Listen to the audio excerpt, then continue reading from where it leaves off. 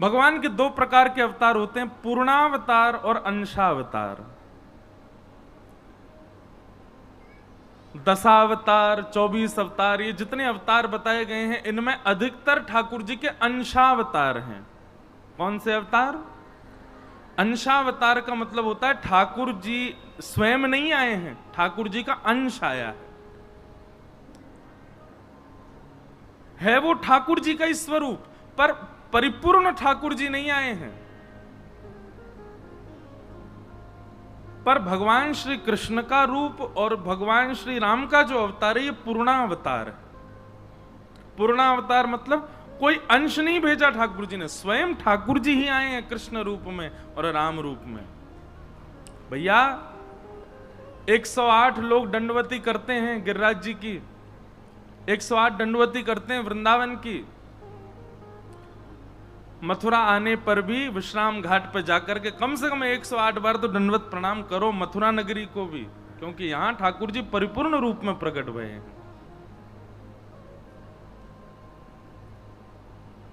हमने अपने जीवन की दूसरी कथा मथुरा में ही की थी, जन्मभूमि पे।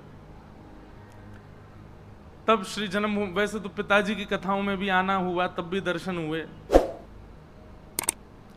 ऐसा रोम रोम प्रफुल्लित हो जाता है, जैसा भागवत जी में वर्णन किया जाता है ठाकुर जी के रूप का, ठाकुर जी के अवतार का, वो सब जब वहां जाकर के देखते हैं तो कितना आनंद होता है चित्त को।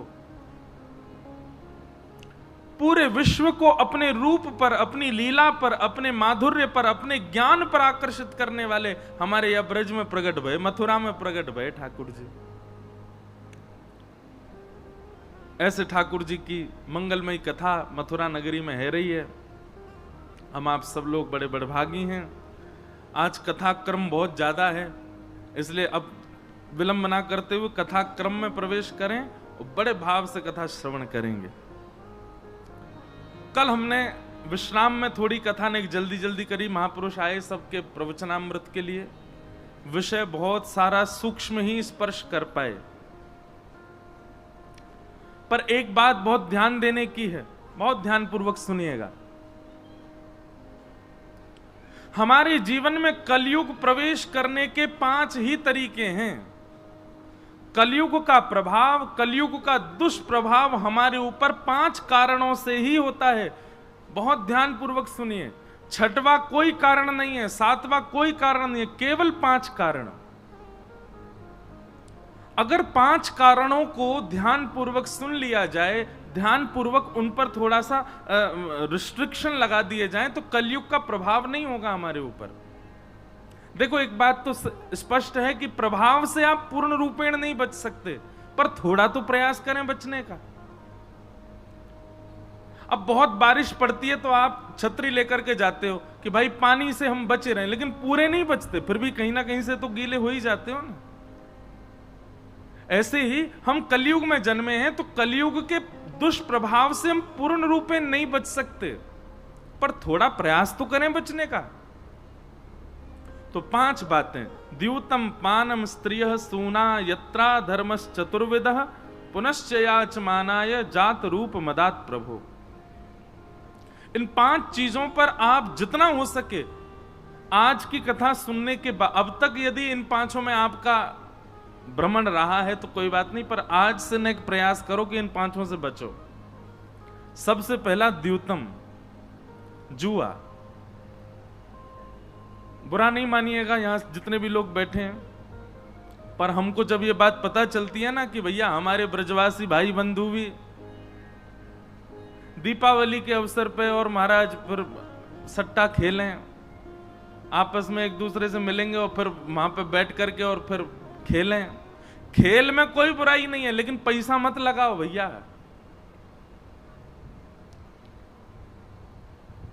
आप अभी नहीं समझेंगे, पर भविष्य में, कालांतर में, हमारे जीते जी या हमारे जाने के बाद हमारे परिवार पर उसका दुष्प्रभाव निश्चित होगा।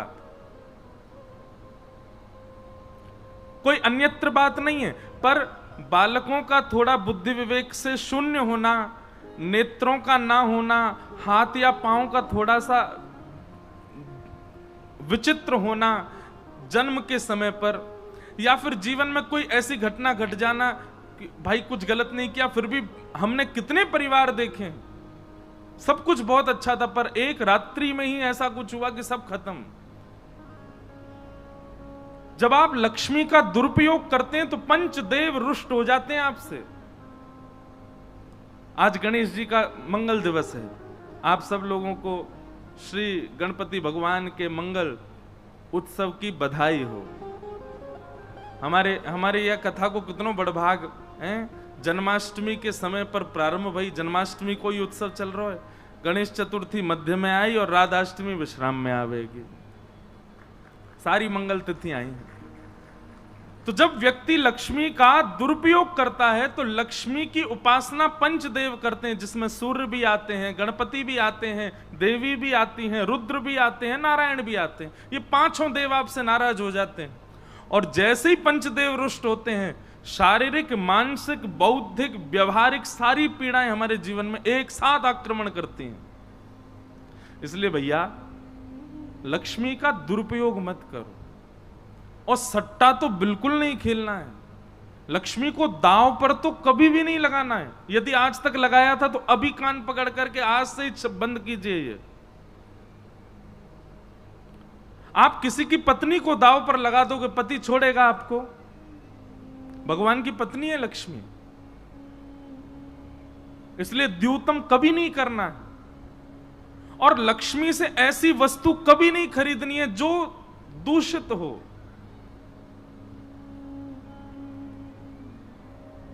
बहुत संभल कर के जीवन जिए। मैं अपनी कथाओं में कहा करता हूं कि मानव जन्म क्या है? मौका, अवसर है। हमको ठाकुर जी ने एक मौका दिया है मानव बना करके कि भाई चल अपने सबरे प्रपंचनते तू बच जा, ये 84 लाख के चक्करंते निकल ले। इसलिए भैया या मौका को गवाओ मत। सबसे पहले लक्ष्मी का व्यय बहुत सोच समझ करके कीजिए। दूसरी बात, पानम।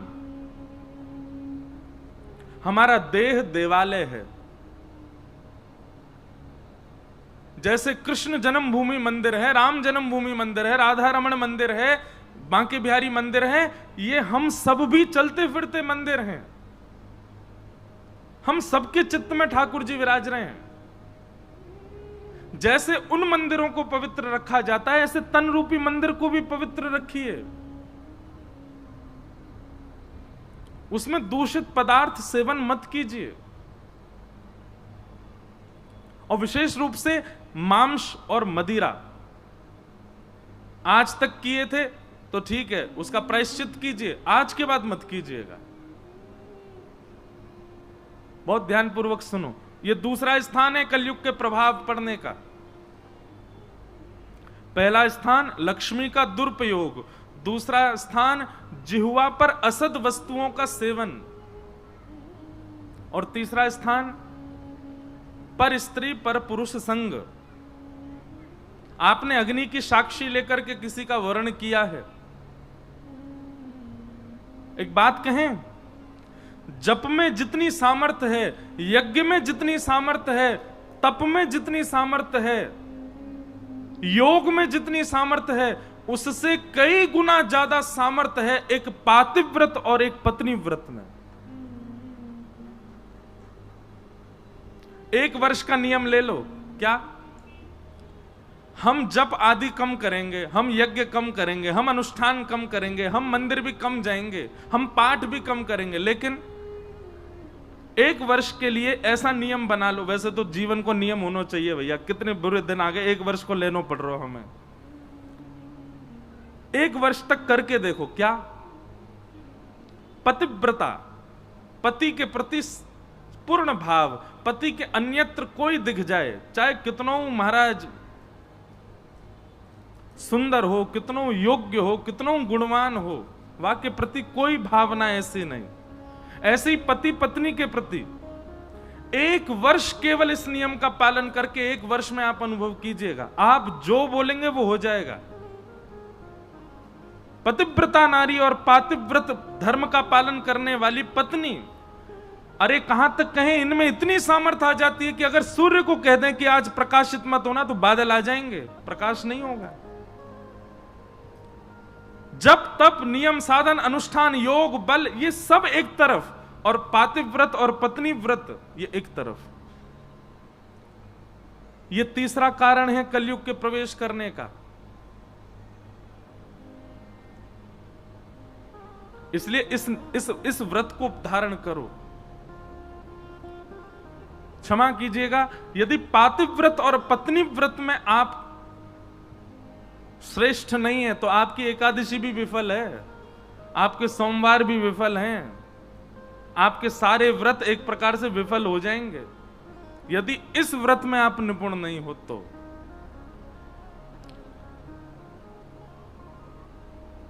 तो तीसरा क्या है? पर स्त्री पर पुरुष संग नहीं करना है। और चौथा हिंसा। हिंसा का मतलब क्या होता है? विवाद। हम लोगों की स्थिति पता है कैसी है?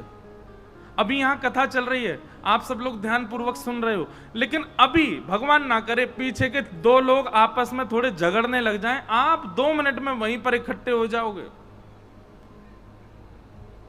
चौक बाजार में, द्वारिकाधीश मंदिर, विश्राम घाट पर तो छोटी छोटी गलियां हमारे वृंदावन जैसी, वहां महाराज अगर बगल के घर में लड़ाई हो रही हो तो सब खिड़की से बाहर आ जाएंगे, का रो देखो देखो देखो।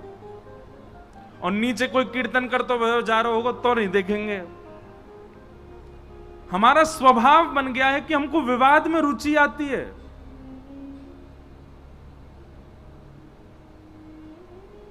और एक बात बताएं, यदि आपकी विवाद में रुचि बनती है, विवाद में रुचि का मतलब यह नहीं कि यहीं की लड़ाई झगड़ा में आनंद आ रहा है। महाराज टीवी में हूं, सीरियल में हूं, फोन में हूं और पिक्चरन में हूं, यदि ये लड़ाई झगड़ा ज्यादा पसंद है ना आपको, तो ठाकुर जी दूर हैं आपसे। अभी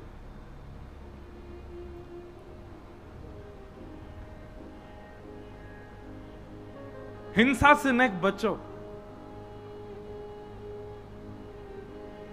लड़ाई झगड़ा, मार काट, विवाद, कलेश, इनमें ज्यादा रुचि नहीं होनी चाहिए हमारी। अगर इनमें किंचित भी रुचि है, जरा सी कोई बात हो जाती है, गाड़ी चला रहे हैं, पीछे से रिक्शा वाले ने छुपा दिया, ओ महाराज निकल के गए, दे दिए, वहां में 2-4 धर दिए और तेरे को यूं करूंगा यूं, समझ जाइयो ठाकुर जी आते कोसों दूर हैं, ठाकुर जी मिलेंगे ही ना आए। क्यों? विवादी व्यक्ति है। ठाकुर जी को तो सरल स्वभाव वालों प्रिय है। अरे कहां तक कहें, अगर बहू ने सब्जी में ने कछू ज्यादा तेज कर दियो, नमक तेज कर दियो या मिर्च कम कर दियो, महाराज बरस पड़ी वापे। समझ जाइयो सासू मां कितनी माला जप रही हो, ठाकुर जी दूर हैं। भगवान कहेंगे तुम मानव को नहीं सह पा रहे, मुझे कहां से सहोगे? इधर देखो, यहां देखो, आपस में बतियान लग जाएं भैया, कहां बताएं? हैं मेरी सास की बोल रहे हैं बिल्कुल। भैया माता बहनन की बात तो विचित्र ही है। हमारी बात सुनो ध्यान से। ये सास ननद ना लड़ा रहे हैं, हम कथा सुना रहे हैं। एक बात लिख लीजिए, ठाकुर जी कह रहे हैं तुम मानव को नहीं सह पाते, मुझे कहां से सहोगे?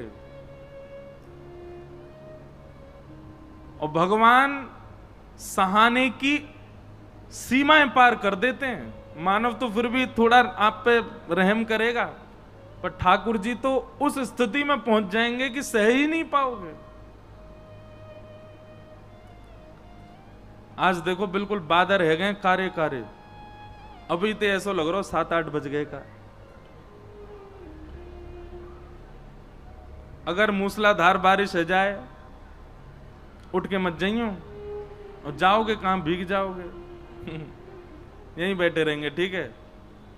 बढ़िया प्रेम से कथा सुनेंगे। मंदम मंदम जलधरा, ठाकुर जी के प्रादुर्भाव में लिखा है। ये नियम अभी इस बार पोस्ट आ रहा था सब जगह, बोले कृष्ण जन्माष्टमी पर बारिश होती ही होती है ठाकुर जी से पहले। तो निश्चित है आज हमारे पंडाल को भी ठाकुर जी ये प्रमाणित करने की मैं आऊंगा ही आऊंगा, हमारे पहले से ही मौसम बना दिया ठाकुर जी। शाम घटा आ गई है, शाम घटा के रूप में ठाकुर जी पहले ही मंडरा रहे हैं ऊपर। बोलो ओहो पीरे पीरे पहन के बैठे हैं सबरे, यहीं आनो आज मुझे।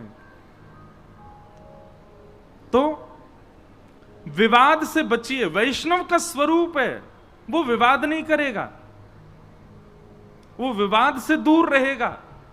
अगर कोई उससे भी लड़ना चाहता है ना, तो भी वैष्णव का ये स्वरूप स्वभाव होता है कि वो स्वीकार कर लेगा, हाँ भैया ठीक है मेरी गलती है, मैंने कर लिया होगा, अब क्षमा करो, बस करो।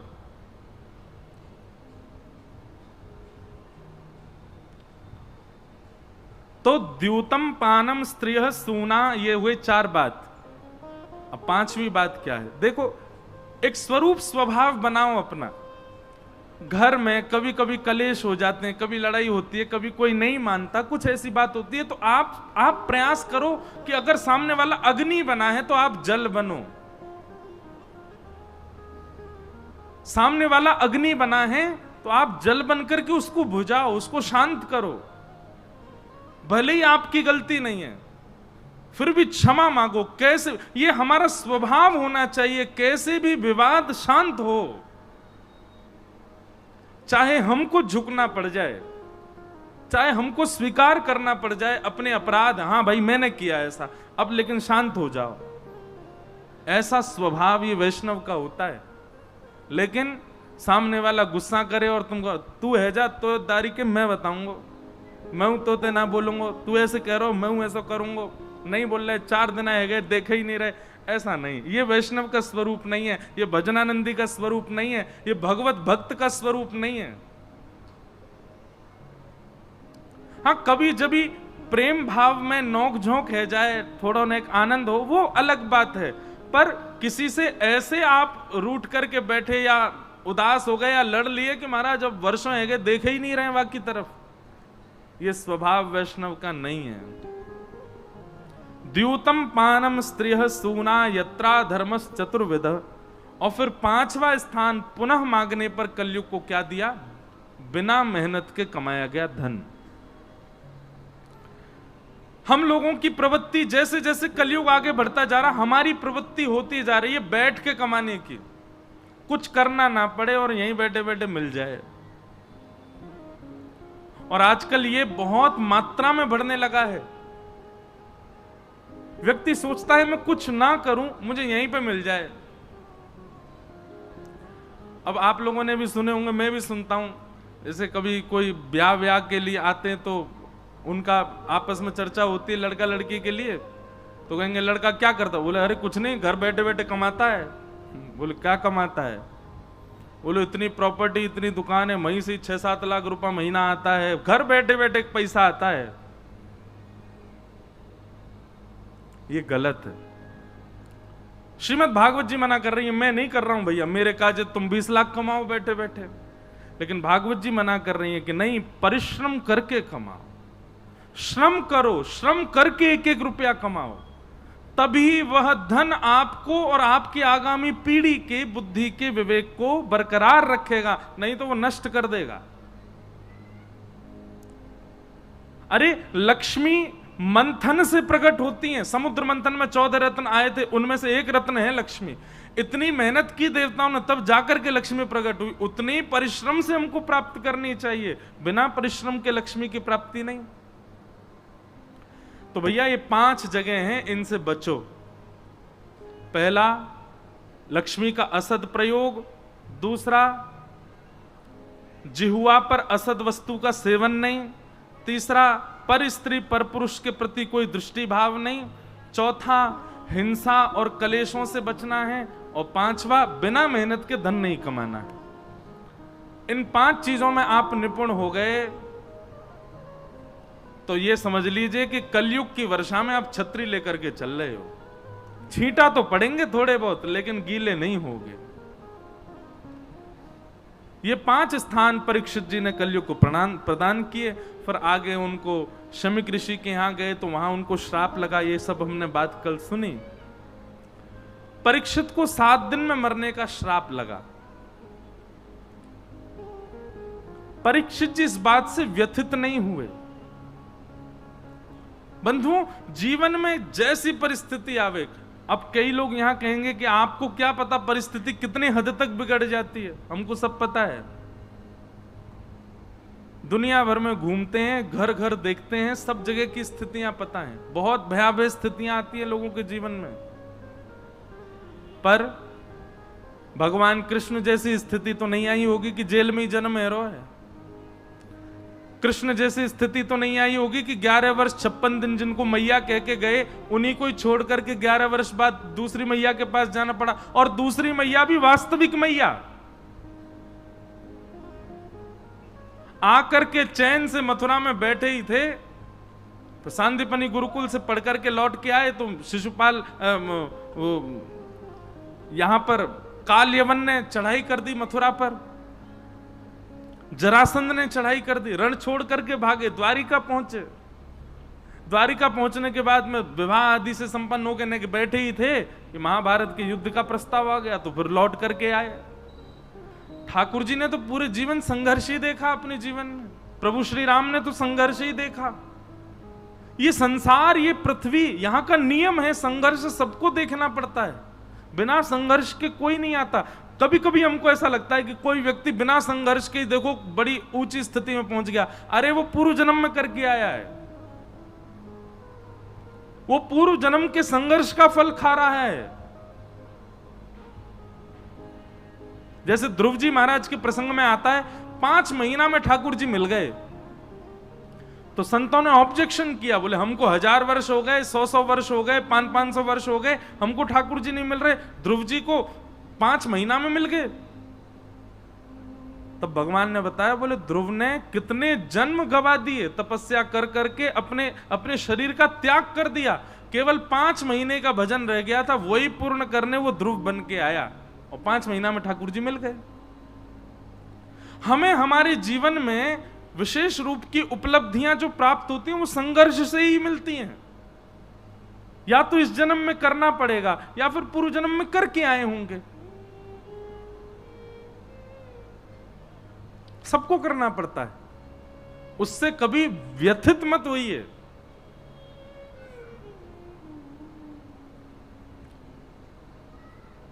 परीक्षित जी महाराज को जब 7 दिन में मरने का श्राप लगा, परीक्षित जी व्यथित नहीं हुए।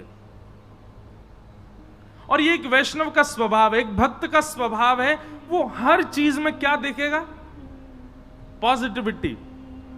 कुछ भी हो जाए, अरे पाम भी टूट गयो ना तो यहां मैं भी कुछ अच्छो ही भलो ही सोचेगो।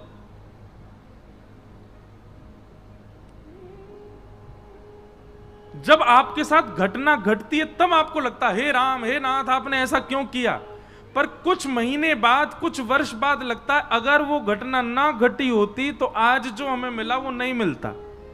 उस घटना से ही सीखा हमने। इसलिए घटना के समय पर व्यथित मत होइए, मन में देखो, अब घटना तो कैसी भी हो सकती है, उस समय आपकी स्थिति क्या ये कौन जाने, पर उस समय मन में एक भाव रखा करो, निश्चित ही ठाकुर जी ने इससे कोई भला ही सोचा होगा, वर्ष 2 वर्ष 5 वर्ष 10 वर्ष बाद शायद मिलेगा। व्यथित मत हो।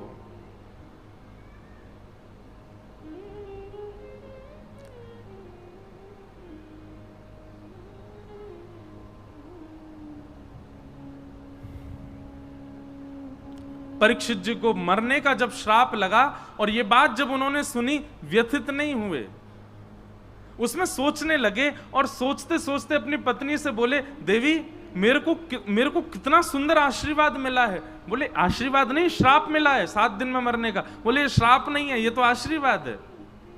बोले आपको आशीर्वाद कैसे लग रहा है? परीक्षित जी महाराज कहते हैं दुनिया में व्यक्ति को अगले क्षण का भी नहीं पता होता, कभी भी मृत्यु हो सकती है, मृत्यु का कोई समय निश्चित नहीं होता, पर मेरी मृत्यु निश्चित है कि 7 दिन से पहले नहीं मरूंगा मैं। हम और आप इस बात को नहीं कह सकते कि हम कल भी जीवित रहेंगे, कल कथा सुनेंगे। कल 56 भोग का प्रसंग है कथा में, कौन कौन आएगा? कौन कौन आएगा? अच्छा, जिनने हाथ ऊपर नहीं किए नहीं आएंगे। बड़े चतुर है महाराज, ब्रजवासी हैं, इन्हें पता है मैं आगे कहा बोले हुए आ रहा हूं। इन्हें ये पता है कि भैया जितने ने हाथ खड़ो किया है इनको भी नहीं पता कि हम कल आ पाएंगे। मृत्यु का कोई, और जरूरी थोड़ी मृत्यु ही हो, कछु भी है सके, कोई भी कारण बन सके ना आवे को। लेकिन परीक्षित जी कहते हैं मैं 7 दिन बाद मरूंगा। ब्राह्मण ने कहा है 7वें दिन तक्षक सर्प डसेगा। ब्रह्म वाक्यम जनार्दनम, ब्राह्मण की वाणी जनार्दन की वाणी है। इसका मतलब 7 दिन से पहले तो मुझको तक्षक, मेरी मृत्यु हो ही नहीं सकती। ब्रह्मा जी भी आकर के कहें चलो परीक्षित, तो भी मेरी मृत्यु नहीं होगी। इस बात से मैं बहुत प्रसन्न हूं। और मेरे पास जो जीवन के 7 दिन बचे, इनको अब मैं उपयोग करूंगा। अपने पुत्र जन्मेजय को गद्दी पर बिठा करके चले गए गंगा के तट पर, और संतों से जाकर के पूछा कि अतः पृच्छामि संसिद्धिं योगिनां परमं गुरुं पुरुषस्येह यत् कार्यं म्रियमाणस्य सर्वथा। महाराज, मैं बस आपसे यही प्रार्थना करना चाहता हूं कि मेरे जीवन के केवल 7 दिन बचे हैं। मैं इन 7 दिनों का सदुपयोग करके मुक्ति की प्राप्ति कैसे करूं, कृपा करके मुझे बताओ।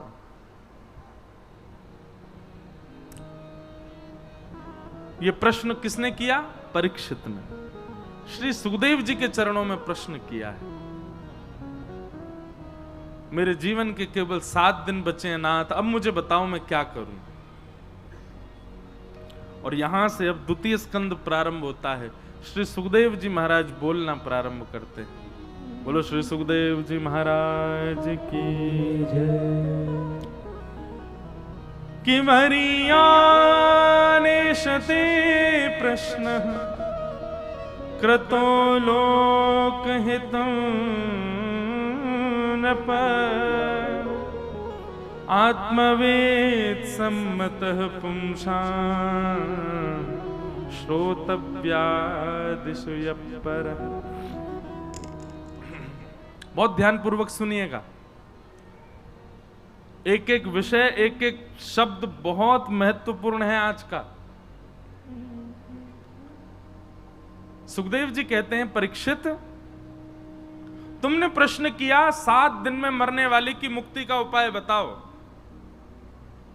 जी परीक्षित, यदि ये प्रश्न तुमने संसार के लिए किया है, अगर मेरे लिए और हम सब के लिए किया है तो ये प्रश्न ठीक है। लेकिन परीक्षित, यदि ये प्रश्न तुमने अपने पर्सनली अपने लिए किया है तो ये प्रश्न उचित नहीं है। परीक्षित बोले क्यों? श्राप जब मुझे लगा है 7 दिन में मरने का, तो मैं अपने लिए ही पूछूंगा ना, मैं दुनिया के लिए क्यों पूछूं? बहुत ध्यानपूर्वक सुनिए, ये प्रसंग बहुत अद्भुत है। यहीं से ही कथा की भूमिका अद्भुत हो जाती है और तभी कृष्ण जन्म में प्रवेश होगा।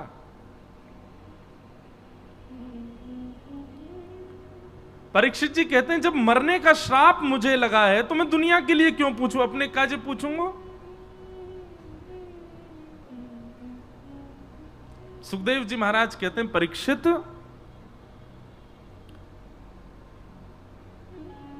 तुम कौन हो? तुम ये जानते नहीं हो अभी, और जानते हो तो शायद हो सकता है जानते हुए भी मेरे सामने शायद ऐसा दिखा रहे हो कि तुम अपने आप को नहीं जानते। परीक्षित बोले आप कृपा करके सीधा समाधान बताइए, आप क्या कहना चाहते हैं? बोले परीक्षित,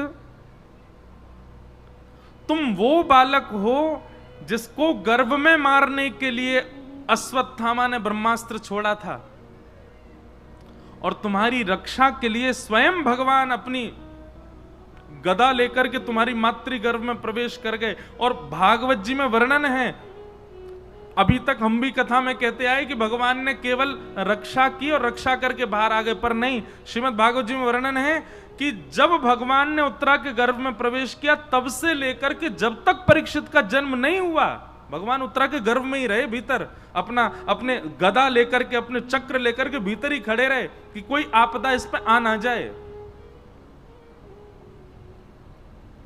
क्यों? भगवान ने तुम्हारी रक्षा क्यों की मातृगर्भ में आकर के? स्वयं श्रीमन नारायण तुम्हारी रक्षा कर रहे हैं तो इसका मतलब क्या है? अरे कितने लोग मृत्यु के ग्रास बन जाते हैं, कितने लोगों की आकस्मिक मृत्यु हो जाती है, छोटे छोटे बालक भी कई बार प्राण त्याग देते हैं। ठाकुर जी सबकी रक्षा तो नहीं करते, पर परीक्षित तुम्हारी मातृगर्भ में प्रवेश करके भगवान ने तुम्हारी रक्षा की। क्यों? क्योंकि ठाकुर जी तुमसे कुछ विशेष करवाना चाहते हैं। और तुम आज यहां बैठ करके मुझसे कह रहे हो कि मुक्ति का उपाय बताओ। क्या भगवान ने इसीलिए तुमको बचाया था कि तुम एक दिन छत्र सम्राट बन जाओ, एक दिन तुमको श्राप लगे, और श्राप लगे तो तुम सब संतों से पूछो कि मुक्ति का उपाय क्या है? केवल मुक्ति के लिए भगवान ने तुम्हारी रक्षा नहीं की है। मुक्ति बहुत सरल वस्तु है परीक्षित, मुक्ति बहुत सहज वस्तु है। पूतना को भी मुक्ति मिली है, कंस को भी मुक्ति मिली है, रावण को भी मुक्ति मिली है, कुंभकर्ण को भी मुक्ति मिली है, राक्षसों को भी मुक्ति मिली है। जो भगवान को 100-100 गालियां रोज देते हैं, ऐसे शिशुपाल को भी मुक्ति मिली है। वही मुक्ति की कामना तुम कर रहे हो, वो बालक कर रहा है जिसकी रक्षा स्वयं भगवान करते हैं। अच्छा, हमारे पूज्य पिताजी महाराज कल पधारे। पिताजी महाराज के गुरुदेव यानी कि मेरे दादा गुरुदेव परम पूजनीय अनंत श्री विभूषित श्री रामानुज प्रपन्नाचार्य गुरु जी एक बात कहते थे। मैंने कभी उनका दर्शन नहीं किया, 6 महीने की आयु थी तब गुरुदेव भगवान का परम पद हुआ, पर उनके द्वारा कही गई वाणियां मैंने पढ़ी हैं। तो गुरुदेव एक बात कहते थे कि भाई भगवान उत्तरा के गर्भ में प्रवेश करके परीक्षित की रक्षा कर रहे हैं। उस गर्भ में भगवान जा रहे हैं जिस गर्भ में जाने के लिए स्वयं भगवान ही शास्त्रों में मना करते हैं कि ऐसा काम करो दोबारा कभी गर्भ में ना आना पड़े, ऐसा काम करो कि दोबारा कभी जन्म ना लेना पड़े, मुक्त हो जाओ तुम। जिस गर्भ में जाने के लिए स्वयं वेद ही मना करते हैं, उसी गर्भ में भगवान प्रवेश कर गए। और 1-2 मिनट के लिए नहीं, पूरे 9 महीना रहे उत्तरा के गर्भ में। क्यों? तो पूज्य श्री रामानुज गुरु जी अपना भाव कहते हैं, क्योंकि भगवान को यह बात पता थी कि यह बालक भविष्य में चल करके भागवत का श्रोता बनेगा, इसलिए इसकी रक्षा मुझे करनी है।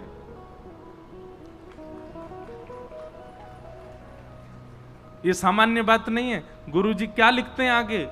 बोले निश्चित ही अपने जीवन में जिसने एक बार भी भागवत की कथा सुनी होगी, तो निश्चित है उस श्रोता ने जब अपनी मातृगर्भ में वो विराजमान रहा होगा, ठाकुर जी मातृगर्भ में उसकी रक्षा के लिए आए ही होंगे।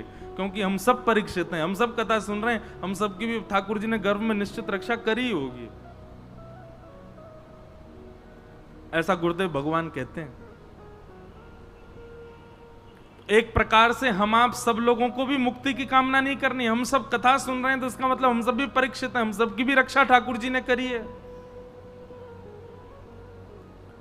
परीक्षित बोले तो मुक्ति ना मांगू तो क्या मांगू? मेरे जीवन के 7 दिन बचे हैं, मैं क्या मांगू फिर आप बताइए। बोले राजन देखो,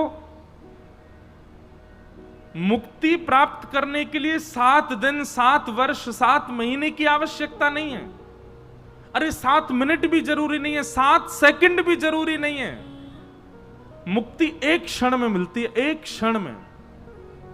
अगर तुम्हारे प्राण निकल रहे हो और उसी समय तुम्हारी अंतिम श्वास बस निकलने वाली हो, और अंतिम श्वास जैसे ही निकलने वाली है, प्राण जाने ही वाले हैं, उसी समय यदि कान में आकर के कोई कह दे हरे कृष्ण कृष्ण कृष्ण हरे हरे, हरे राम राम राम हरे हरे, महाराज वो अंतिम श्वास में सुना गया भगवान नाम, उसका प्रताप यह होगा कि जीवन में किए गए सारे पाप उसी क्षण नष्ट हो जाएंगे और भगवत धाम की प्राप्ति हो जाएगी, मुक्ति मिल जाएगी। कितनी सहज है मुक्ति।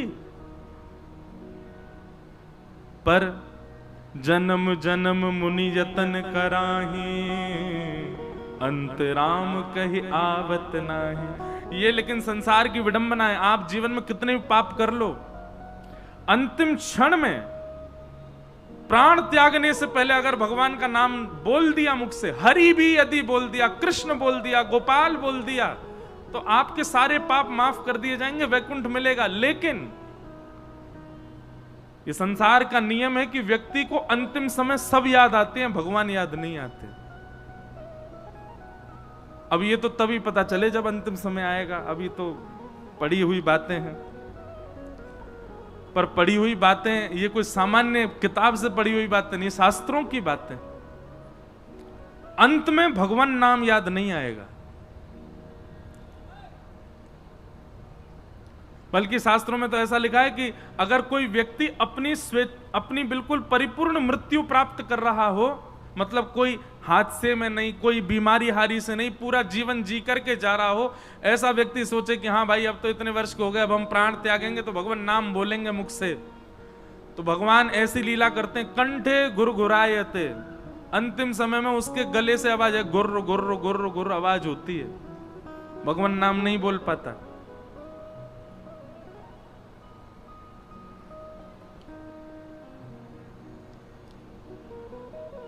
आप कहोगे तो फिर क्या करें? अंत में भगवान की याद आए उसके लिए क्या करना पड़ेगा? उसके लिए संपूर्ण जीवन भजन करना पड़ेगा, नाम जपना पड़ेगा। जपात से प्रैक्टिस मेक्स मैन परफेक्ट। इतना नाम जप करो, इतना नाम जप करो, इतना नाम जप करो कि उस नाम जप का यह प्रभाव हो जाए कि चलते फिरते उठते बैठते कृष्ण कृष्ण कृष्ण कृष्ण कृष्ण कृष्ण चित्त में चल ही रहा है। हमारे वृंदावन में आके देखो, मथुरा में नाम जापक होंगे खूब सारे, मुंह को कम दिखाई दे में, पर हमारे वृंदावन में देखो, चलते फिरते उठते बैठते खाते पीते आपको नाम जापक मिलेगा ही मिलेगा। हर 5 कदम के बाद में एक नाम जापक वैष्णव आपको मिल जाएगा, नाम जप रहा है। क्यों? वो भगवान को प्राप्त करने के लिए नाम नहीं जप रहा है, वो इसलिए जप रहा है कि मैं इतना जप लूं कि मेरे रोम रोम से नाम प्रकट हो, ताकि अंतिम श्वास में चाहे कैसी स्थिति हो जाए, कहीं मेरे प्राण निकले पर नाम मेरे मुख से निकल जाए। और बराह पुराण में एक बात कहते हैं, भगवान कहते हैं कि जो व्यक्ति जीवन भर मेरा स्मरण करता है, मुझे बहुत याद करता है, अगर अकस्मात अंतिम समय पर ऐसी स्थिति बन गई कि वो मेरा स्मरण नहीं कर पाया, तो उसके संपूर्ण जीवन के स्मरण के प्रभाव से मैं उसको याद कर लेता हूं, मैं उसका स्मरण कर लेता हूं। हमसे कोई कह रहा था, बोले महाराज जी आप कथा थोड़ी अब 4-4 कथा महीना में मत करे करो, थोड़ी विश्राम करे करो। मैंने कहा भैया देखो, और विशेष रूप से तो उनको ज्यादा थोड़ी दिक्कत है जाए जो हमारे संगी रहते हैं, हमारे सारे संगीतज्ञ, हमारे अभी इन सब के तो क्या ब्याह हो गए, हम तो ऐसे ही डोल रहे हैं अभी। अब ये कहें महाराज जी एक कथा के बाद 4 दिना को समय दे दे करो, घर वाले घुसन ना दे फिर अब हमें कि मुझे क्या पता, आपको एक्सपीरियंस है आप जानो, पर हम इतनी कथा क्यों कर रहे हैं? अभी वैसे थोड़ा मैं ज्यादा थक गया था, इस कथा के बाद 11 से हमारी मेरठ में कथा थी, हमने अभी 4 दिन पहले ही उसको, मैंने कहा 1 सप्ताह का थोड़ा आराम चाहिए, क्योंकि फिर लगातार ही है, मैंने 1 सप्ताह घर रुकेंगे, तो उनको फिर अगले वर्ष का समय दिया। पर इसके पीछे कारण 2 कारण है। पहला कारण, इतने सारे वैष्णवों को कथा सुना करके उनके जीवन को परिवर्तन करने का एक लाभ ठाकुर जी ने प्रदान किया है, और दूसरा कथा के बहाने नित्य 5 घंटा ठाकुर जी को याद तो करते हैं। तो बराह पुराण में ठाकुर जी कहते हैं जो व्यक्ति रोज मुझे याद करता है, उसकी अंतिम घड़ी में मैं उसको याद कर लेता हूं, मैं उसका स्मरण कर लेता हूं। तो भैया मैं तो कथा यही मारे कर रहा हूं कि अंतिम समय पतो ना कहां आवे, जब भी आवेगो श्री राधा रमन जी याद कर लेंगे, बस यही के काज इतनी कथा कर रहे हैं कि ठाकुर जी बस याद कर ली हूं, स्मरण कर ली हूं, आप याद कर ली हूं, बस मेरा सुमिरन हरि करें मैं पावा विश्राम, हरि स्मृति सर्व विपद विमोक्षणम। तो यहां पर परीक्षित को श्री सुखदेव जी समझा रहे हैं, और सुखदेव जी समझाते हुए कहते हैं, बोले कि परीक्षित तुम एक बात नहीं सोच रहे हो कि ब्राह्मण ने ऐसा ही क्यों कहा कि 7वें दिन तक्षक सर्प डसेगा? अरे क्रोध आया था तो क्रोध में व्यक्ति अवधि नहीं देता, क्रोध में व्यक्ति तुरंत लड़ना चाहता है। आपको किसी ने गलत कह दिया, आपको कोई गारी दे गया, मान लो आपको, आपके साथ कोई गलत कर गया, आप उसको ये थोड़ी कहोगे रुक जा 6 दिन बाद देखूंगा तो मैं। 6 दिन का क्यों अवधि, 6 दिन का क्यों समय दोगे? क्रोध आता है तो क्रोध में आप तुरंत एक्शन लेते हो, कोई ऐसा थोड़ी कि 6 दिन रुकूंगा फिर लूंगा एक्शन। पर यहां पर देखो ना कि जैसे शमिक ऋषि के पुत्र श्रृंगी को पता चला कि मेरे पिता के गले में मरा हुआ सर्प राजा परीक्षित ने डाला, वो तुरंत अपने हाथ में लेता है और जल लेकर के श्राप देता है, आज के ठीक 7वें दिन तक्षक सर्प के डंसन से राजा परीक्षित की मृत्यु होगी। 7 दिन क्यों दिए? सुखदेव जी कहते हैं परीक्षित तुमको 7 दिन क्यों दिए? ये विचार नहीं करोगे? क्योंकि मुक्ति के लिए 7 दिन नहीं, अंतिम श्वास निकल रही हो उस समय भी यदि भगवान नाम में बोल दूं तुम्हारे कान में आके तो तुमको मुक्ति मिल जाएगी। 7 दिन क्यों मिले हैं परीक्षित? ये मैंने तो बहुत शॉर्ट में बताया, दूसरा स्कंद पूरा इसी में ही है। सुखदेव जी यही समझा रहे हैं परीक्षित को कि तुम मुक्ति मत मांगो। तब अंत में परीक्षित ने चरणों में प्रणाम करते हुए कहा आप ही आज्ञा करें मैं क्या करूं। तब सुखदेव जी कहते हैं परीक्षित तुम मुक्ति नहीं भक्ति मांगो, इन 7 दिनों में भक्ति मांगो। परीक्षित जी बोले 7 दिनों में भक्ति से क्या होगा? बोले मुक्ति से क्या होता है? बोले मुक्ति का मतलब होता है मृत्यु के बाद भगवत दर्शन। सुखदेव जी बोले भक्ति का मतलब होता है जीते जी भगवत दर्शन। अब बताओ क्या करना है? तक्षक सर्प डसे और उसके बाद तुम्हारे प्राण निकले और फिर तुम वैकुंठ में जाके भगवान का दर्शन करो, ये चाहिए कि जीवित अवस्था में इसी तन में बैठे बैठे ऐसे भक्ति भाव में आकर के इन्हीं 7 दिनों में भगवान का साक्षात्कार कर लो? क्या चाहते हो? परीक्षित के नेत्र खुल गए, बोले भगवान अब मुझे मुक्ति की चिंता नहीं है, अब मुझे बिल्कुल परवाह नहीं कि तक्षक कब आएगा क्या होगा, मुझे मृत्यु का बिल्कुल भय नहीं है। अब तो केवल मेरी एक ही पीड़ा है कि मेरा अंतिम श्वास आवे उससे पहले पहले मुझे ठाकुर जी का दर्शन करा दो। बंधुओं समझ में आई बात?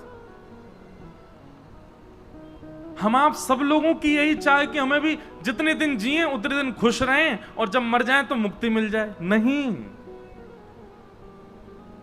जितने दिन जिए तो भक्ति भाव में जिए और जब मरने का समय आए तो उससे पहले ठाकुर जी का दर्शन कर लो, उससे पहले द्वारिकाधीश प्रत्यक्ष हमारे द्वार पर आ जाएं, हमारे कक्ष में आ जाएं, हमारे घर में आ जाएं। ये स्थिति चाहिए,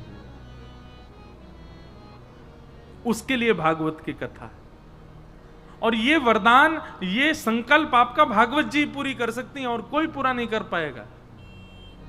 चरणों में प्रणाम करते हुए भागवत जी से प्रार्थना करो कि हमारी अंतिम श्वास आवे उससे पहले हमको श्री वृंदावन बिहारी लाल, श्री राधा वल्लभ लाल, श्री राधा रमण लाल का प्रत्यक्ष दर्शन हो।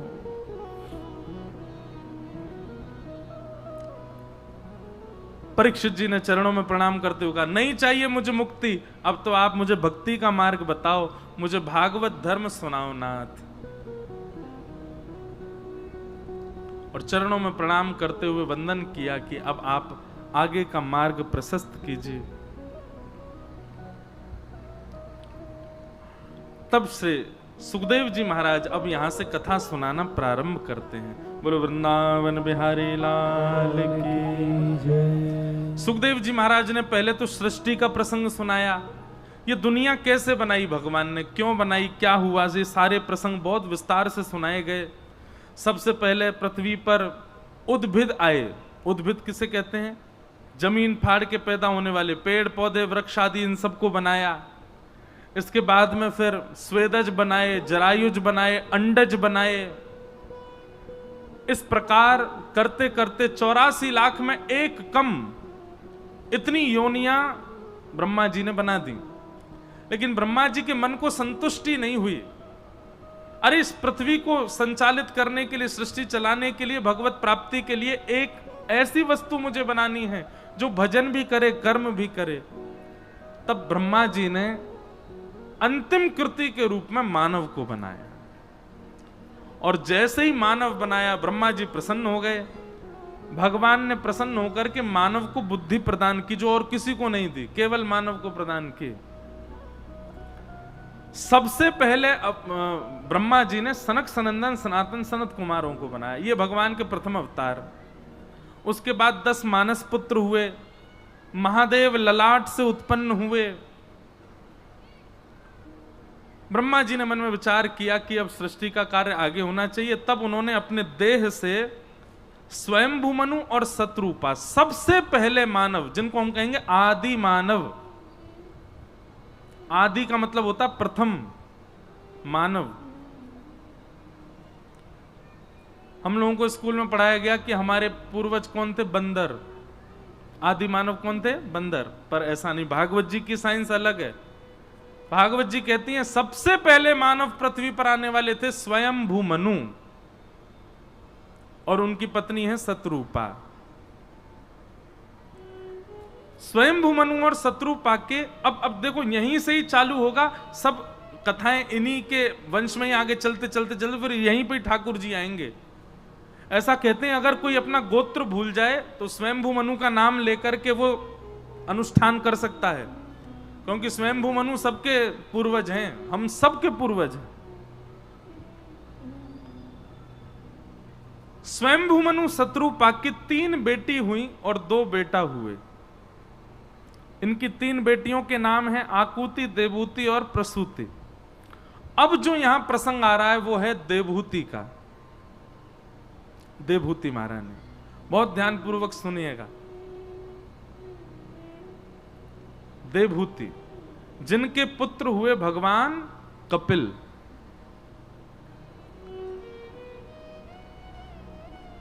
तो कथा इस प्रकार प्रारंभ होती है कि ब्रह्मा जी की छाया से एक पुत्र प्रकट हुए, उनका नाम था कर्दम ऋषि।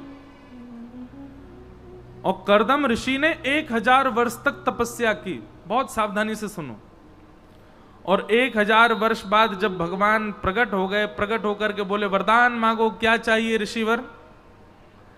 तब कर्दम ऋषि ने ऐसा वरदान मांगा, ऐसा वरदान मांगा कि ठाकुर जी के खुशी से आंसू निकल आए। अब सोचो क्या मांगा होगा कर्दम ऋषि ने। कर्दम ऋषि भगवान से प्रार्थना करते हुए, निवेदन करते हुए मांग रहे हैं, बहुत ध्यान से सुनना। कि तथा सचाहम परिवोडुकाम समान शीलाम ग्रह में दधेनुम उपेवान मूलमशेष मूलम दुराशय काम दुदांग्रिपश्य।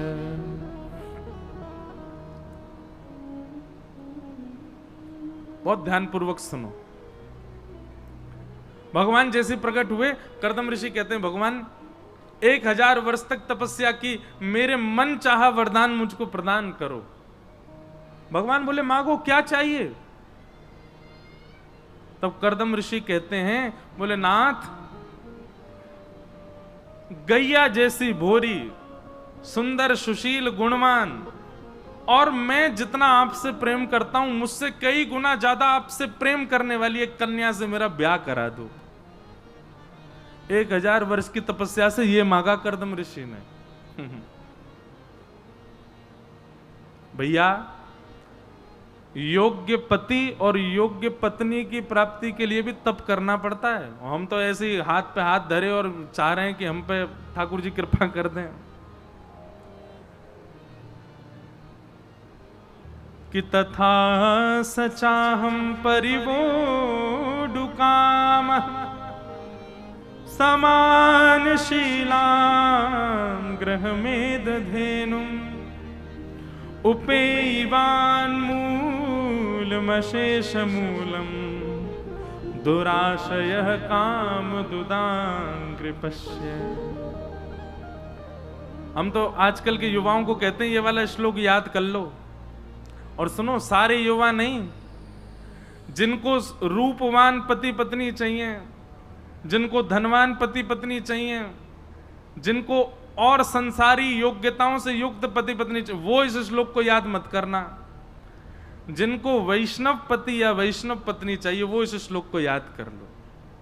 और नित्य अपने ठाकुर जी से कहीं भी दर्शन करने जाओ पूरे विश्व में, ठाकुर जी से ये श्लोक कह करके प्रार्थना करो कि हे नाथ, आप मुझे जितने प्यारे लगते हो, आप मुझे जितने प्रिय लगते हो, मुझसे अधिक प्रिय आप जिसको लगो, ऐसे ऐसे मेरा ब्याह कराओ।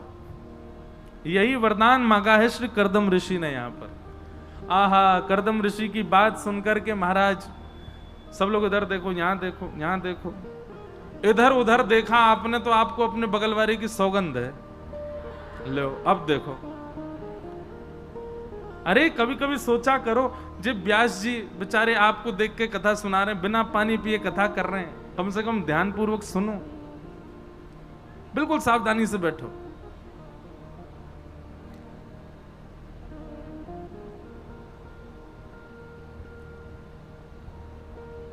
अनुकूल व्यक्ति हमको जीवन में प्राप्त हो, इसके लिए भी ठाकुर जी से प्रार्थना कर। देखो, भगवान से कुछ भी मांगना गलत है, हम ही कथा में मना करते हैं, पर भक्ति बढ़े जिस भाव से, ऐसी वस्तु मांगने की कोई बुराई नहीं। ठाकुर जी से कभी संतान की कामना मत करो, पर अगर ऐसी संतान मांगनी हो, हे द्वारिकाधीश, हम तो नित्य आपका भजन करते हैं, नित्य आपकी पूजन करते हैं, नित्य आपकी कथा सुनते हैं, हमसे भी ज्यादा आपकी कथा सुने, आपका भजन करे, ऐसे पुत्र की हमको कामना। इस कामना से पुत्र की कामना की जा सकती है।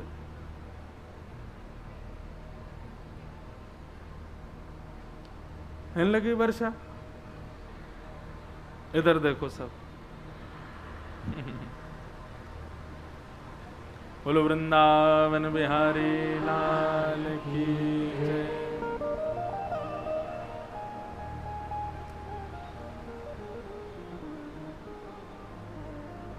तो अच्छा, अभी कथा प्रसंग में भी यही हुआ क्या? जैसे करदम ऋषि ने वरदान मांगा ना, सो ठाकुर जी के नेत्र बरसने लगे, ठाकुर जी के नेत्रों से आंसू आ गए। क्यों? भगवान बोले, भाई दुनिया के लोग क्या क्या मांगते हैं करदम, लेकिन तेने एक कन्या मांगी, एक पत्नी मांगी, लेकिन कितने सुंदर भाव वाली मांगी। ये नहीं कह रहे हैं कि सुंदर मिले, ये नहीं कह रहे हैं कि स्वरूपवान मिले, ये कह रहे हैं मैं जितना भगत हूं उससे ज्यादा भगत मिले, ऐसी पत्नी दे दो। ठाकुर जी इस बात से प्रसन्न हो गए, और लग रहा अभी भी प्रसन्न हो गए होंगे दोबारा सुन के। बस ज्यादा प्रसन्न मत है जाइयो, पतो चली तालाब बन गयो सबरो। क्योंकि यहां पर भी आगे यही प्रसंग है कि ठाकुर जी के जो आंखों से बिंदु निकला वो सरोवर बन गया, बिंदु सरोवर।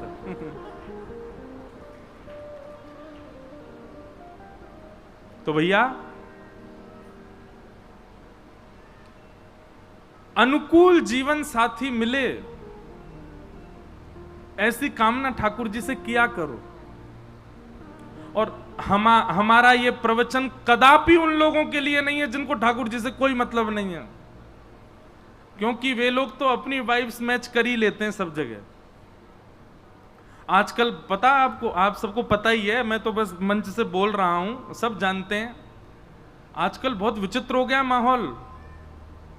पहले जब ब्याह होता था तो फिर ये देखते थे जन्म कुंडली में क्या है, दोष वोष तो नहीं, चलो ठीक है वो भी मिल गया। अब उसके बाद फिर लड़की वाले जो हैं वो लड़के वाले के गांव में या शहर में अपने गुप्तचर भेजते थे, और गुप्तचर भेज के दिखवाते थे उसका, देखो कोई ऐब तो नहीं है उसमें, कुछ खान पान तो नहीं करता, उल्टा सीधा तो नहीं है। और वो लोग जाके कहते नहीं नहीं बहुत बढ़िया महाराज, बिल्कुल बढ़िया, तब अपनी बेटी ब्याहते थे। आजकल उल्टा हो गया है। अब कुंडली वुंडली तो सब दूर की बात, घर गृहस्थी और पैसा कितना दे रहे हैं कितना ले रहे हैं वो सब भी अलग बात, कितना पैसा वाला क्या करता है इस सब से भी कोई मतलब नहीं। लड़का लड़की आपस में बात करके पूछो तुम पीते हो ना, बोले हाँ, हो फिर तो दोनों को ब्याह होगा, दोनों पिए करेंगे रात में बैठ करके, बाकी कोई चीज मिले नहीं मिले ये मिलना चाहिए।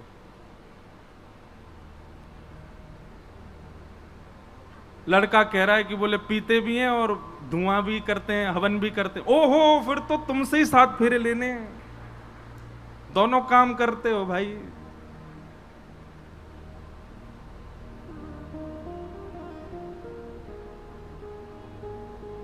बहुत खतरनाक समय आ गया भैया।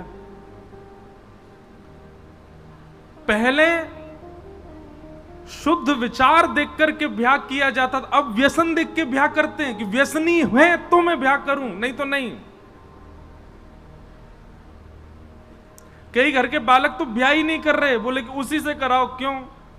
उसमें क्या भाई, उससे बढ़िया भी तो नहीं, वो कितना भी सुंदर कितना भी बढ़िया है, पीता तो है ही नहीं, वो तो काम तो करता ही नहीं, कैसे निभेगी इसके साथ?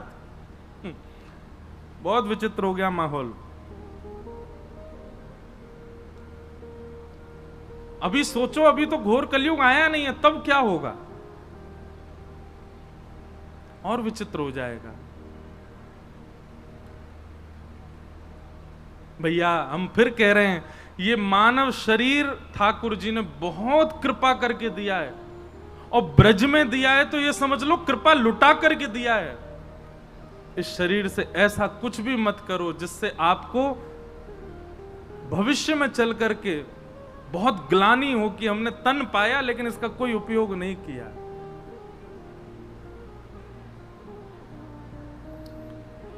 कर्दम ऋषि ने भगवान से प्रार्थना करते हुए कहा कि हे नाथ, कृपा करो, मुझे ऐसी पत्नी दो जो मुझसे भी ज्यादा आपसे प्रेम करती हो। तब भगवान ने कहा, बोले चिंता मत कर दो कर्दम ऋषि, पृथ्वी पर प्रथम मानव जो है स्वयंभू मनु, उनकी पुत्री देवहूति, वो आपसे भी ज्यादा मुझसे प्रेम करती है, उससे आपका ब्याह होगा। कर्दम ऋषि बोले, जय हो, धन्यवाद धन्यवाद प्रभु, आपकी बड़ी कृपा जो आपने मेरी बात सुनी। भगवान बोले, रुको रुको, एक बात सुनो। बोले क्या? ये वरदान तो तुमने मांगा, अब एक हम अपनी तरफ से एक्स्ट्रा दे रहे हैं। कर्दम ऋषि बोले, क्या दे रहे हो? बोले, तुमने वरदान मांगा कि भक्त पत्नी मिले, वो तुमको मिल जाएगी। अब हम अपनी तरफ से तुमको वरदान दे रहे हैं कि तुम्हारे यहां पुत्र बनकर के मैं ही आऊंगा, तुम्हारे यहां पुत्र के रूप में मेरा अवतरण होगा। आहा, कर्दम ऋषि तो नाचने लगे, जय हो जय जयकार करने लगे, चरणों में वंदन। बोले, नाथ आप बड़े कृपालु हैं। भगवान कह रहे हैं, बोले जब भक्त पत्नी भक्त पति हो तो फिर संतान के रूप में मैं या मेरा अंश ही आता है, इसलिए चिंतित मत हो। और व्यसनी पति व्यसनी पत्नी हो तो फिर अंश के रूप में कंस ही आता है। जब विचार ही शुद्ध नहीं थे, अन्न ही शुद्ध नहीं था, जल ही शुद्ध नहीं था, जिह्वा पर शुद्धता नहीं थी, बालक शुद्ध कैसे हो जाएगा? उसकी विचारधारा जरूर बदलेगी कभी ना कभी तो। इसलिए भैया संभल जाओ, सुधर जाओ, बच जाओ इन सब व्यसनों से।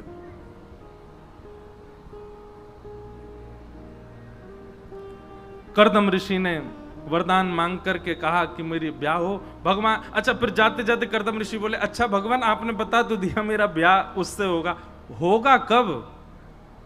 भगवान बोले, परसों हो जाएगा। आहा, कर्दम ऋषि तो प्रतीक्षा कर रहे हैं। तभी परसों का दिन आया और भ्रमण करते करते स्वयंभू मनु आए और आकर के कर्दम ऋषि से कहा, हमारी पुत्री ने आपके बारे में नारद जी से जब से सुना है तब से आपको अपने पति रूप में वर्ण करना चाहती है। तभी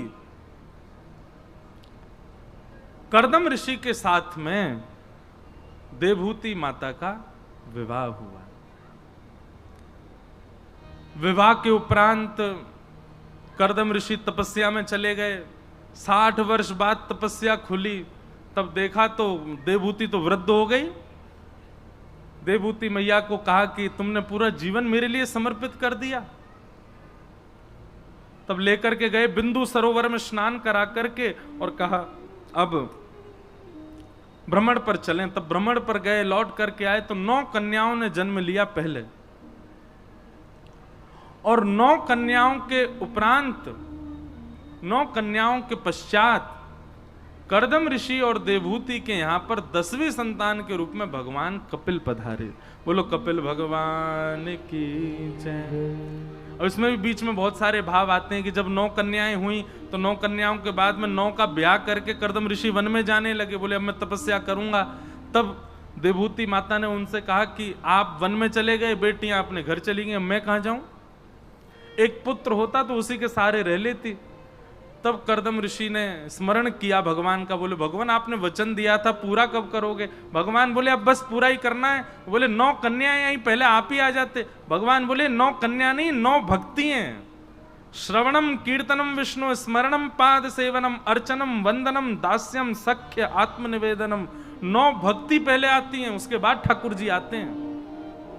अभी प्रहलाद जी का चरित्र आएगा तो मैं नवदा भक्ति पर थोड़ा कहूंगा। भगवान बोले नवदा भक्ति पहले आई है कर्दम जी, अब हम आएंगे। तब 10वें संतान के रूप में भगवान कपिल पदार्पण हुआ।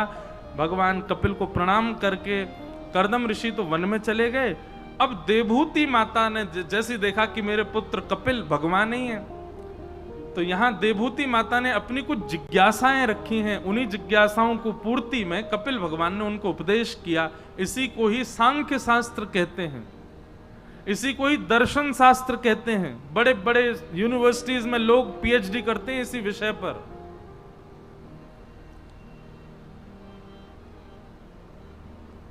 देवभूति माता सामने बैठ करके, भैया ये आगे से जाने वाले लोगों को थोड़ा कहो कि नीचे झुक के जाएं या फिर थोड़ा असहज होकर के जाया करें, हम तो पूरी कथा ही भूल जाते हैं। ऐसा लगे पता ना बीच में कोई मसानी रोड है, सब आ जा रहे हैं। थोड़ा ना एक ध्यान रखो। बोलो वृंदावन बिहारी लाल की जय। क्या बता रहा था मैं, कहां थे? हाँ, तो देवभूति माता सामने बैठी हैं और कर्दम ऋषि से उन्होंने कुछ प्रश्न किए। अब संपूर्ण प्रश्नावली तो नहीं कहेंगे, 1-2 प्रश्न बताते हैं। सबसे पहला प्रश्न देवभूति माता ने क्या किया? निर्वेणा नितराम भूमल असद इंद्रिय तर्षणात् येन संभाव्यमानेन प्रपन्नान्धं तम प्रभो। नाथ,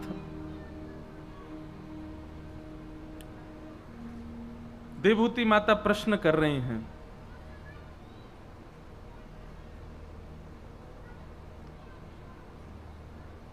कि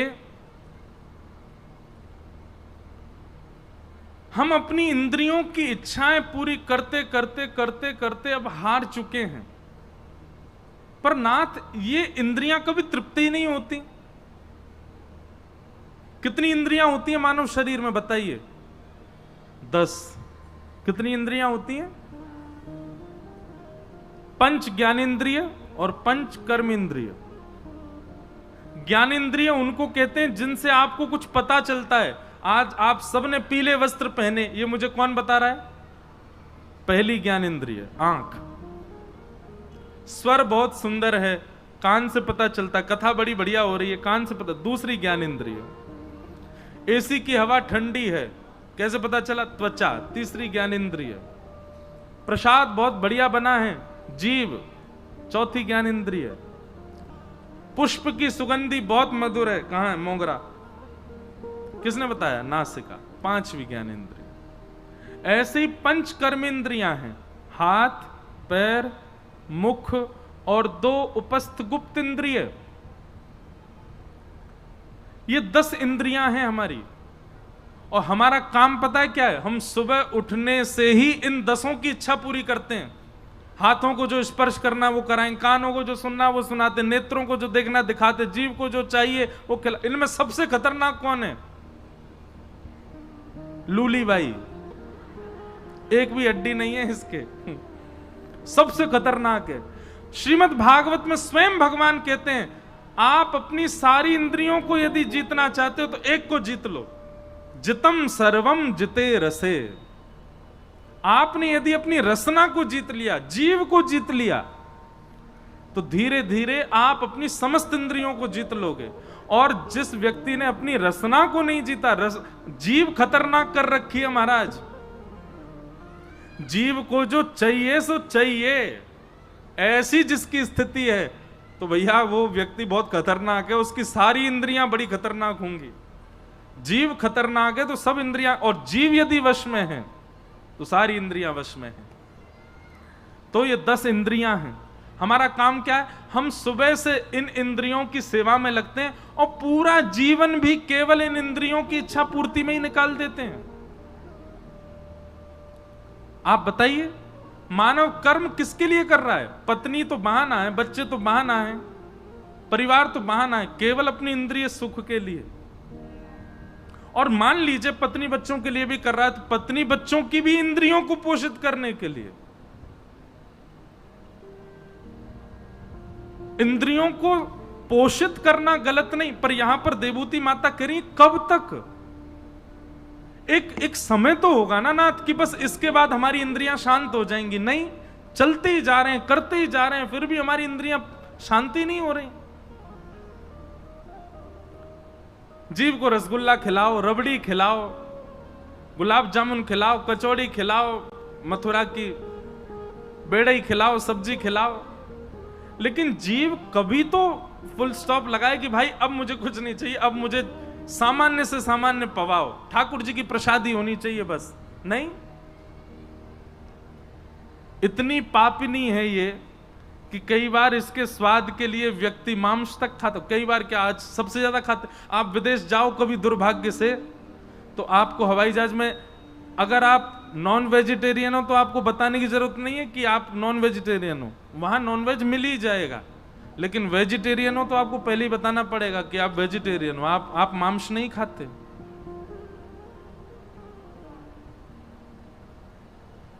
कितना खतरनाक समय! केवल इसके स्वाद के लिए व्यक्ति किसी के परिवार को खा जाता है। घोर कलयुग का जो वर्णन किया गया ना, उस घोर कलयुग में व्यक्ति जानवरों से मानव तक आ जाएगा। इधर देखो सब लोग, हम एक बात बताएं, इसका कोई प्रमाण नहीं है, पर यह बात बिल्कुल 110% सत्य है। और इस बात को देखने के लिए ना मैं जीवित रहूंगा ना आप जीवित रहोगे, लेकिन यह होगा होगा होगा। क्या? आगामी समय में ऐसा होगा कि व्यक्ति की जब आयु वृद्धावस्था की ओर जाने लग जाएगी ना, तो घर के बालक ही उसको रेस्टोरेंटों में बेके आया करेंगे। बोले अब ये अमरनासन अवस्था में है, कोई काम के तो है नहीं है, इनको बेक करके करोड़ रुपया मिल जाएगा, इनको बेक देंगे, इनका हाथ इतने का बिकेगा, पाम इतने के बिक जाएंगे, सर इतने का बिक जाएगा। ये समय आएगा कलयुग में।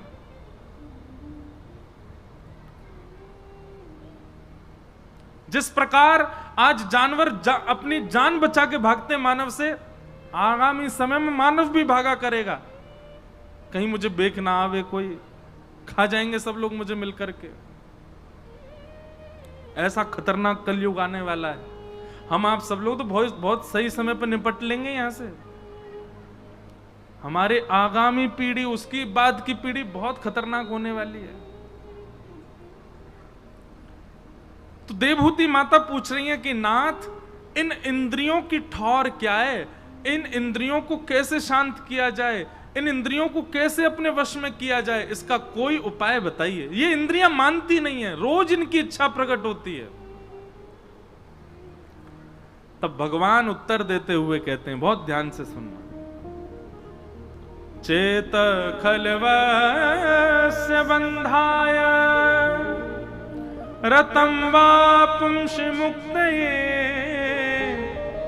गुणेषु सक्तं बंधाय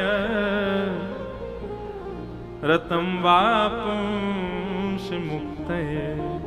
चेता खलवस्य बंधाय मुक्तये चात्मनो मतम् गुणेषु सक्तं बंधाय रतं वा पुंसि मुक्तये। भगवान कह रहे हैं, मैया इंद्रियों को दोष मत दीजिए। ये आंख, ये नाक, ये जीव, कान, हाथ, पैर, इनको दोष मत दीजिए। ये असद नहीं है, ये गलत नहीं है। तो फिर बोले जीव तो वही खाएगी जो आप खिला दोगे। भाई बीमार हो जाते हैं तो किसकी इच्छा होती है दवाई खाने की, पर फिर भी खानी पड़ती है जबरदस्ती। बीमार हो जाए किसका मन होता है दलिया खाने का, फिर भी खाना पड़ता है जबरदस्ती। जीव तो वही खाएगी जो आप खिला दोगे।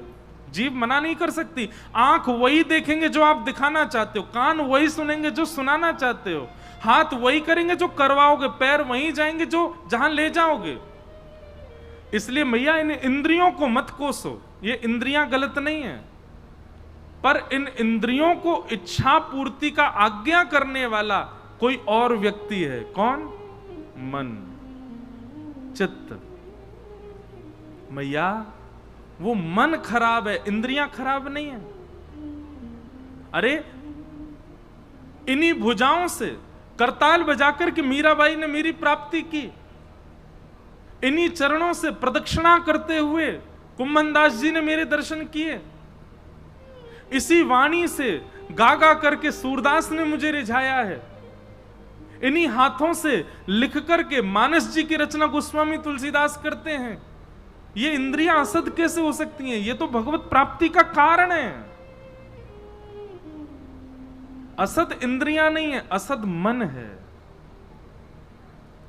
और मन को वश में करने का एक ही उपाय है। क्या? मन की संगति।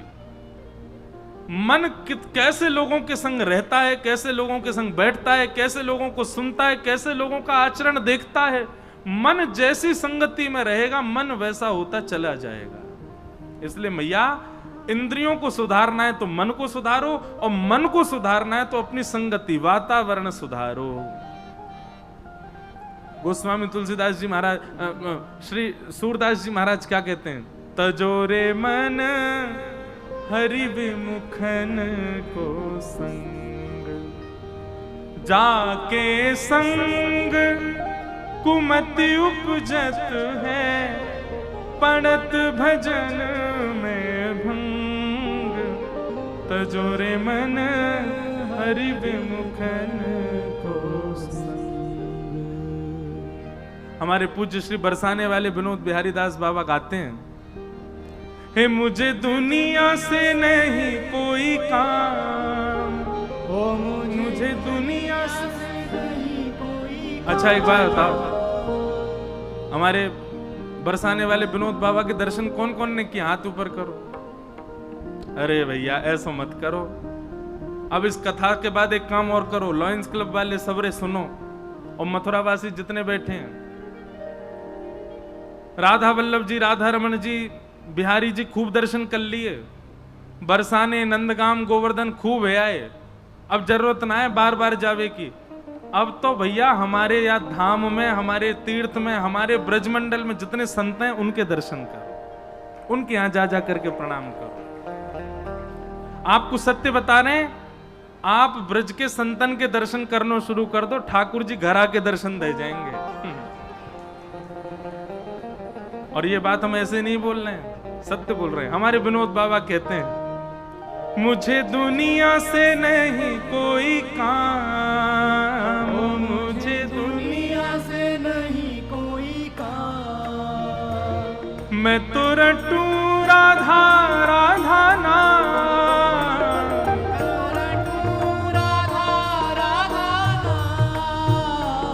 मैं तो रटूं राधा राधा नाम,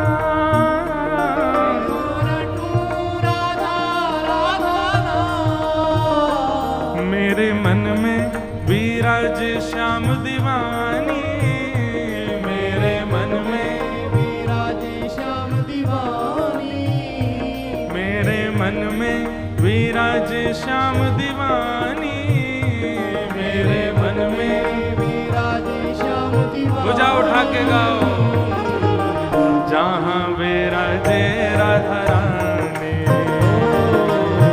जहां विराजे राधा रानी, ओ मेरो मन लाग्यो बरसाने में, जहां विराजे राधा रानी, मेरो मन लाग्यो बरसाने में, जहां विराजे राधा रानी। ओ मन हट्यो है दुनियादारी से, मन हट्यो है दुनियादारी से, मन हट्यो है दुनियादारी से, मन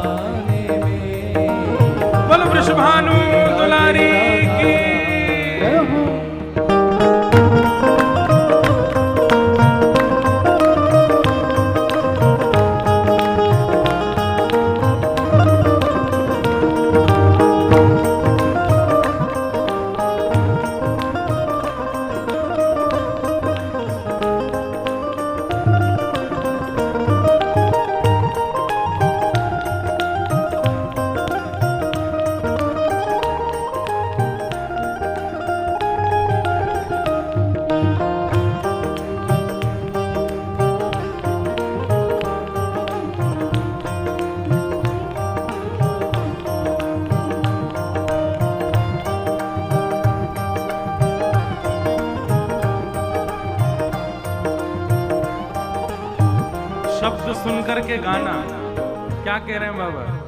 हे मुझे दुनिया से नहीं लेना देना, मुझे दुनिया से नहीं लेना देना। हाँ मुझे दुनिया से नहीं लेना देना, मुझे दुनिया से नहीं लेना देना। ये जगत है एक सपना, ये जगत है एक सपना। ये जगत है एक सपना, ये जगत है एक सपना। यहाँ कोई नहीं अपना, यहाँ कोई नहीं अपना। हो यहाँ कोई नहीं अपना, यहाँ कोई नहीं अपना। तो मेरी अपनी वृषभानु दुलारी, मेरी अपनी